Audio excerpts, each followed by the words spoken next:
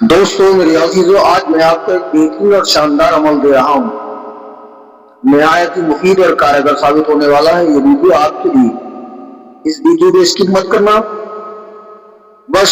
1 سے 1.5 منٹ کا ویڈیو ہوتا ہے میرا دوستوں، اور آپ کے لیے بہت زیادہ فائدہ مند ہوتا ہے۔ آپ اس ویڈیو کو دیکھیں اور اس سے فائدہ اٹھائیں۔ اس میں آپ کو کرنا یہ ہے کہ جو لوگ بھی پنجگانہ نماز کے بعد 100 مرتبہ یا جباروں کا ورد کرتے ہیں، جو شخص بھی کرتا ہے پنجگانہ نماز کے بعد 100 مرتبہ یا جباروں کو پڑھ لیتا ہے، تو اس کی خاصیت یہ ہے کہ وہ شخص اگر لوگ اس کی غیبت برائی کرتے ہیں تو وہ اسے غمگین نہیں ہوگا، اللہ اس کو صبر عطا فرما دے گا، اس کے دل کو، اس کا دل جو ہے وہ محکم و ثابت بنا دے گا، اور کسی بھی صدمے سے اس کی حالت ابتر نہیں ہوگی، پروردگار اس کو جواب مردی عطا فرمائے گا اور نیکی کی طرف اس کا دل مائل ہوگا۔ تو معلوم یہ ہوا کہ اس کی ورد کرنے سے پروردگار